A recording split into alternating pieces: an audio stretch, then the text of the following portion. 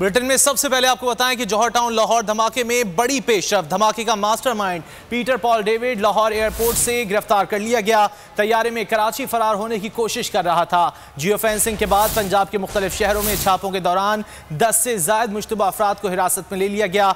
धमाके में 3 अफराद जाँ बहक और 24 जख्मी हुए। जौहर टाउन लाहौर धमाके में बड़ी पेशरफ्त हुई है। धमाके का mastermind Peter Paul David Lahore airport से गिरफ्तार कर लिया गया है। तैयारे में कराची फरार होने की कोशिश कर रहा था। जियो फेंसिंग के बाद पंजाब के मुख्तलिफ शहरों में छापों के दौरान 10 से ज्यादा मुश्तबा अफराद को भी हिरासत में ले लिया गया है। धमाके में 3 अफराद जाँ बहक 20 जख्मी हुए थे। अहम पेशरफ्त सामने आई है जौहर टाउन लाहौर धमाके के हवाले से।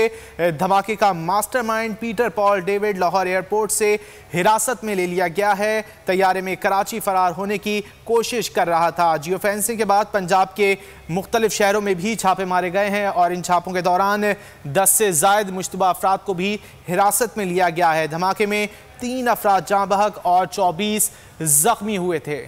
बात कर लेते हैं बोल न्यूज़ के नुमाइंदे जाबिर वकास से। जाबिर, क्या तफसीलात हैं?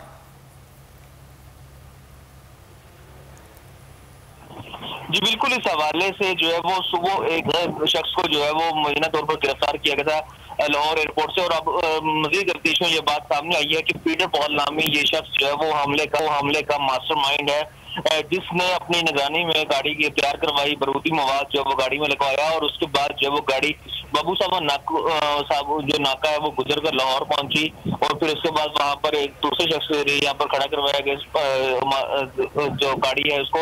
आज जो तफ्तीश का रुख था उसके जरिए जो है वो इस तरफ किया और जियो फेंसिंग के जरिए जो कॉल ट्रेस की गई, जो मालूमात इकट्ठी गई, तो फिर पीटर पॉल डेविड नामी ये शख्स जो है वो उसको गिरफ्तार किया गया और उसको हिरासत में लिया गया। और इसके अभी जो तफ्तीशी जराये का ये कहना है कि इसके कालाधन तंजीम जो कि गैर मुल्की कालाधन तंजीम है उससे रवाबत भी सामने आ रहे हैं और इस हवाले से तफ्तीश जारी है।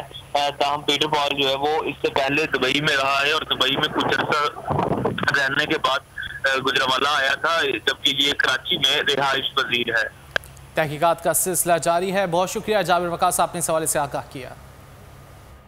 और इससे कबल वज़ीर दाखिला शेख रशीद का वीडियो बयान सामने आया, जहां उनका ये कहना था कि पंजाब पुलिस धमाके के मुल्जिमान के करीब पहुंच गई है। पुलिस जल्द मुल्जिमान को गिरफ्तार कर लेगी और अच्छी खबर लेकर आएगी। कहा, पाकिस्तान कभी किसी दबाव में नहीं आएगा। दुश्मनों ने दहशतगर्दी के रास्ते अपनाना शुरू किए हैं। मुल्क में इंतशार फैलाने वाले नाकाम होंगे। आवाम फौज के साथ मिलकर अमन, इस्तेहकाम और तरक्की का सफ़र जारी रखेंगे। लाहौर धमाके में शहीद होने वाले बाप और बेटों को आहों और सिस्कियों के साथ पाकपतन में सपुर्द खाक कर दिया गया। धमाके में एक बेटा जख्मी भी हुआ। शहीद रिक्शा ड्राइवर अब्दुल खालिक लाहौर में रूसी कमाकर बच्चों का पेट पालता था। लीगी रहनुमा और साबिक वफाकी वजीर ख्वाजा आसिफ को रिहाई मिल गई है। अदालती अमले ने अस्पताल में रूपकार जमा करा दी है। लाहौर हाई कोर्ट ने गुज़िश्ता रोज 1 करोड़ रुपए के जमानती मुचलकों के एवज जमानत मंजूर की थी। लीगी रहनुमा और साबिक वफाकी वजीर ख्वाजा आसिफ को रिहाई मिल गई है। गुज़िश्ता रोज लाहौर हाई कोर्ट की जानिब से जमानत मंजूर की गई थी और 1 करोड़ रुपए के जमानती मुचलकों के एवज ये जमानत मंजूर की गई थी। तफसीलात जान लेते हैं बोलिए उसके नुमाइंदे आरिफ मलिक से। आरिफ, आगाह कीजिएगा। जी, ख्वाजा आसिफ की कल जमानत हुई थी। आज रोक कर उनकी पहुंचा दी गई जिला अस्पताल में और उन्हें जेल हुकाम की तरफ से जो उन्हें रिहा कर दिया गया है, क्योंकि अब ख्वाजा आसिफ का हर्नियों का ऑपरेशन हुआ है, तो इस वजह से ख्वाजा आसिफ अभी जिला हॉस्पिटल में ही रहेंगे, क्योंकि उनका इलाज वहाँ पर चल रहा है, जिसकी वजह से वहाँ पर 2 दिन वो यहाँ पर उनका इलाज मुकम्मल किया जाएगा। उसके बाद अस्पताल से डिस्चार्ज होकर वो सियालकोट जाएंगे। जेल हुकाम की तरफ से उन्हें जो है यहाँ से रिहा कर दिया गया है। कोट लखपत जेल में वो तकरीबन 3 माह जो है वो कैद रहे हैं और उसके बाद उनकी जमानत हुई है और आज कर दिया गया है। बहुत शुक्रिया आरिफ इन तफसीलात के लिए।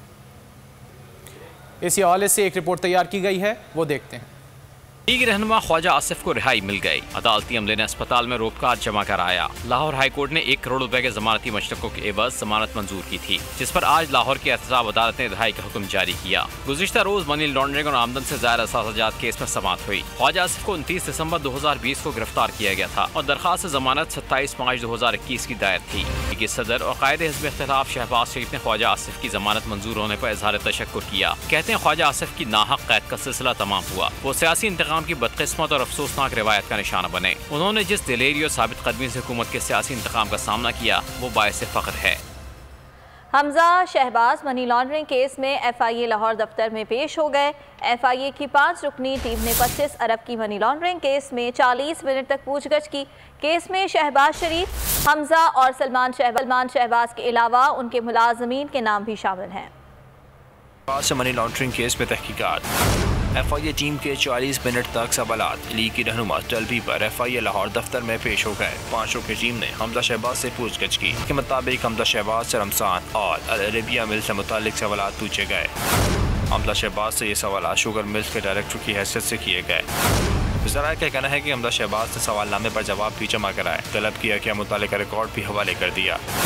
शहबाज शरीफ, हमजा और सलमान शहबाज के खिलाफ 25 अरब की मनी लॉन्ड्रिंग का इल्ज़ाम है।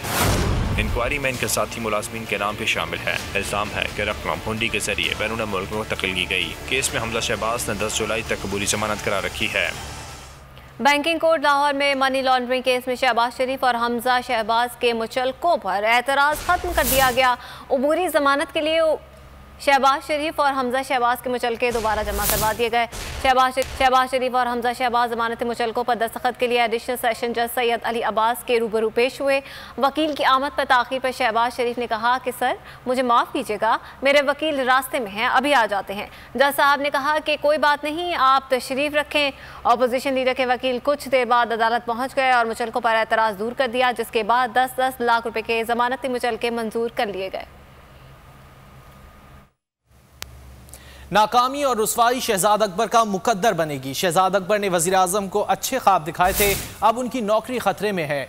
नून लीगी रहनुमा अता तारड़ की मीडिया से गुफ्तगू, कहा कि नैब ने 2018 में केस बनाया, 3 सालों में कोई सबूत नहीं दिया गया। नैब ने अदालत में एतराफ़ किया कि शहबाज शरीफ पर 1 रुपये की करप्शन का इल्ज़ाम भी नहीं।